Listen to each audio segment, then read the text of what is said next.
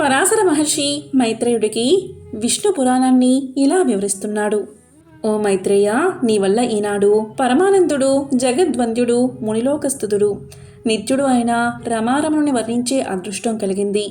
నా జన్మ కృతార్థం అయింది అని వాసుదేవుడికి నమస్కారం చేసి, వశిష్ఠ పులస్త్య బ్రహ్మలను మనసారా స్మరించి, కనులు మూసుకుని ధ్యానముద్రలో భూత భవిష్య వర్తమానాలను తెలిసి, కనులు తెరిచి ఆదరంగా శిష్యుణ్ణి చూసి ఇలా అన్నాడు. మైత్రేయ, జగములు తనలోన, జగములలో తాను ఉన్నందువల్ల విష్ణువును ప్రాజ్ఞులు వాసుదేవుడు అంటారు. ఆ వాసుదేవుడు అంతా తన రూపమై చరాచరములుంటాయి. ఆయన తన రూపం ఉపసంహరించుకుంటే సర్వం శూన్యం. అప్పుడు వాసుదేవుడు కాలపురుషుడు అవుతాడు. కాలం వాసుదేవుని లీలారూపం. ఆ రూపమే పగులుగా రాత్రిగా ఉంటుంది. ఆద్యంతాలు లేక విశ్వమయుడైన వాసుదేవుడు అనగా కాలపురుషుడు అనగా నిర్వచించి ముందు వెనుకలు చెప్పడం వేదాలకు కూడా సాధ్యం కాదు. విత్తు ముందా చెట్టు ముందా అంటే ఏది ముందు ఏది వెనుక ఎవరు చెప్పగలరు మైత్రేయ? ఆ వాసుదేవుడి స్వరూపం కాల ప్రవృత్తి. ఆ విధంగా ఉన్న కాలపురుషుడి నుంచి శబ్దం పుట్టింది. ఆ శబ్దం నుంచి ఆకాశతత్వం ఉద్భవించింది. ఆ విధంగా ఆకాశం శబ్దగుణకం అయింది. ఆ శబ్దానికి స్మర్శ తన్మాత్ర గుణం. ఆ స్మర్శ గుణం వల్ల వాయుతత్వం, వాయువునకు రూపం తన్మాత్ర గుణం. ఆ రూపం వల్ల అగ్నితత్వం పుట్టింది. అగ్నికి రసం తన్మాత్ర గుణం. ఆ రసం వల్ల జలతత్వం పుట్టింది. జలానికి గంధం తన్మాత్రం. ఆ గంధం వల్ల పృథ్వీతత్వం పుట్టింది. పృథ్వీకి శబ్దాదులైదున్న తన్మాత్ర గుణాలయ్యాయి. ఈ విధంగా పంచభూతాలు తమలోని శబ్దగుణాలు ప్రవర్తించగా వ్యాపించి విశ్వమయమై భాషించడం విష్ణుభక్తిగా భావించు. ఇక బ్రహ్మాండ సృష్టి గురించి చెప్తాను విను.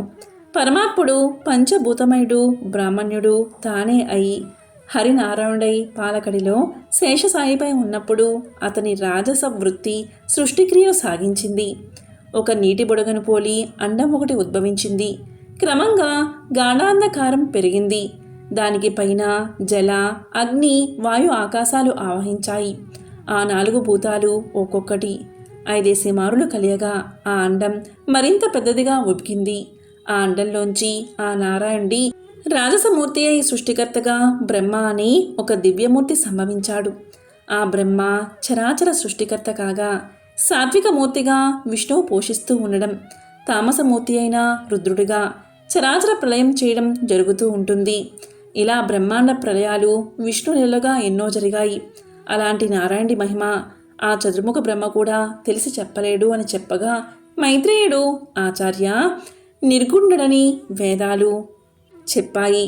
మరి ఆ నిర్గుణమూర్తి సృష్టి స్థిత్యంతములు కలిగించడం ఎలాగా అని అడగగా పరాశరుడు ఇలా చెప్పాడు. మైత్రేయ, అదంతా ఆయనకి సహజం. అగ్నికి వేడి ఎలా వస్తుంది అంటే ఏమి చెప్పేది? ఇక నారాయణ నామ నిర్వచనం చెప్తాను విను. నారము అంటే నీరు. అది నివాసంగా కలవాడు నారాయణుడు. ఆ నారాయణుడు భూతరాశికి కర్తాయి ప్రజాపతి అని చెప్పదగినవాడు. అతని పరమాయువు 100 సంవత్సరాలు. ఆ దేవుడి పరమాయువు అయిన 100 సంవత్సరాల కాలంలో మనలాంటి వారికి ఎన్నో సంవత్సరాలు తిరిగిపోతాయి. ఆ కాలక్రమం చెప్తాను విను. ఒక్క లఘువున పలికే కాలం 1 నిమిషం. 18 నిమిషాలకు ఒక కాష్ట, అది 31 కళ. 30 కళలు ఒక క్షణం. 12 క్షణాలు ఒక ముహూర్తం. 30 ముహూర్తాలు ఒక పగలు, ఒక రాత్రి, దినం. 15 దినాలు ఒక పక్షం. 2 పక్షాలు ఒక నెల. 2 నెలలు ఒక ఋతువు. 3 ఋతువులు ఒక ఆయనం. అది ఉత్తరాయణం, దక్షిణాయనం అని 2. ఆ 2 ఒక సంవత్సరం. దేవతలకి అది ఒక పగలు, ఒక రాత్రి.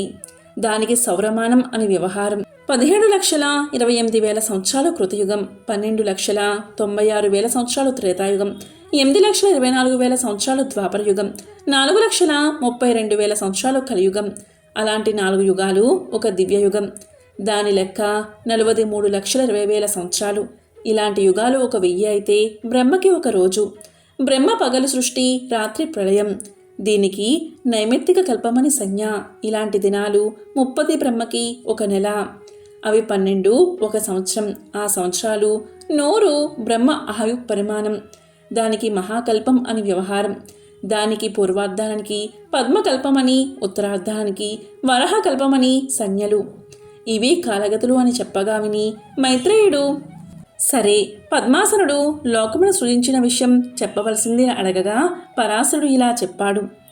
గడిచిన కల్పం చిరుదశయందు నిశయందలి నిద్ర నుంచి నారాయణ ధ్యాన పరాయణుడై మేల్కొని బ్రహ్మ పరమశూన్యమైన లోకాన్ని చూసి నారాయణ సాత్వికమూర్తి అయి అంతకు ముందట మత్స్య కూర్మ అవతారాల లాగా వరాహరూపం ధరించి అగాధమైన సముద్రంలో మునిగిన భూమిని ఉద్ధరించే సంకల్పంతో సముద్రంలో ప్రవేశించి భూమిని అవలేలగా పూబంతిని ఎత్తినట్లు మీదకు ఎత్తాడు. సముద్రంలో మునిగిన నావను కర్ణధారుడు గట్టుకు తెచ్చినట్లే ఆ పని. పద్మదళం సరస్సులో తేలినట్లు భూమి సముద్రంపైకి తేలగా నీరు పాతాళానికి చేరింది. అలాగ భూమిని సముద్రముపైకి నిలిపి నలువైపులా కొండల నుంచి ఇక్కడ కలగన్నట్లు ఆది కూర్మమును శేషుణ్ణి కింద నుంచి భూమిని విశ్వమంతటా భద్రంగా ఉంచడానికి తన శక్తిని ప్రసరింపచేసిన మహానుభావుడు ఆ పద్మాక్షుడే. భూమిని సముద్రంలోంచి ఉద్ధరించిన తర్వాత మళ్లీ బ్రహ్మరూపుడై సకల నదీ సముద్ర పర్వత ద్వీపాలను సురాసురధర పితృలోకాలను గరుడ గంధర్వ విద్యాధర పశుపక్షి మృగాది నానావిధ భూత సమూహాన్ని మునుపటి సృష్టిలాగే సృష్టించి తగిన గుణరూప స్వభావాల చేష్టలు కలిగించాడు అని చెప్పగా విని మైత్రేయుడు, గురుదేవా, బ్రహ్మ సృష్టి సంగ్రహించి చెప్పావు, దాన్ని వివరించి చెప్పవలసిందిగా కోరుతున్నాను అని అడగగా గురువు ఇలా చెప్పాడు. బ్రహ్మ ప్రజాపతి అయి 4 మొహాలు కలవాడు, రాజసగుణ ప్రభావుడు అయి సృష్టిని ధ్యానిస్తూ ఉండగా తమోమయము, తమోమోహము, మహామోహము, తమిశ్రము, అందతమిశ్రము అని 5 గజాలకు ముఖ్యభూతముగా ఆవిర్భవించాయి. కానీ అవి సక్రమమైన సృష్టికి సాధనాలు కాలేదు. అంతటా ఆత్మజ్ఞాన అజ్ఞానాలు, తామసమైన వివిధ రకాల పశు మృగాదులు ఇంకా ఎన్నో పుట్టాయి. తరువాత సాత్విక గుణ ధ్యానశక్తితో అమర సృష్టి కలిగింది. తరువాత రాజస, తామస గుణ సంకలితమైన ధ్యాన సృష్టిగా మానవ సృష్టి జరిగింది. ఆ పైన కమలభవుని సకలావిల నుంచి దేవ అసుర మనుజ పితృముఖ సరాసర చర భూత సృష్టి అయినది.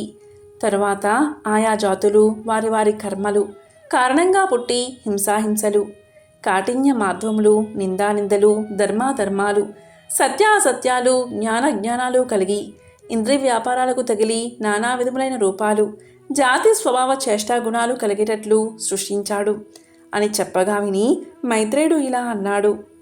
సరే, మానవులు ఏ ఏ జాతులుగా బ్రహ్మ అవయవాల నుంచి ఉద్భవించారో వినాల్ని ఉంది అనగా పరాశరుడు ఇలా చెప్పాడు. బ్రహ్మ సాత్విక గుణరూపంగా ముఖం నుంచి బ్రాహ్మణులు, రాజసగుణ రూపాన భుజాల నుంచి క్షత్రియులు, రాజస తామస గుణ రూపాన ఊరువుల నుంచి వైశ్యులు, తామసగుణ రూపాన పాదాల నుంచి శూద్రులు పుట్టారు. వీరిలో బ్రాహ్మణులకు వేదాధ్యయనం, క్షత్రియులకు భూపాలన, వైశ్యులకు కృషి, శూద్రులకు బ్రాహ్మణ భక్తి విహిత కర్మలుగా నిర్ణయించాడు. ఈ 4 కులాల వారు బ్రహ్మ అవయవాల నుంచి పుట్టినవారే కనుక యజ్ఞాలు చేయడానికి అర్హులే. యజ్ఞాల వల్ల దేవతలకు సంతృప్తి, సంతుష్టి కలుగుతాయి. ఆ దేవతల ఆనందం ప్రజావృద్ధికి మూలం కాబట్టి యజ్ఞాలు కళ్యాణ కారణములుగా గ్రహించాలి అంటూ గురువుగారు మైత్రేయుడికి ఇంకా ఎన్నో విషయాలు విష్ణు పురాణం గురించి వివరించారు.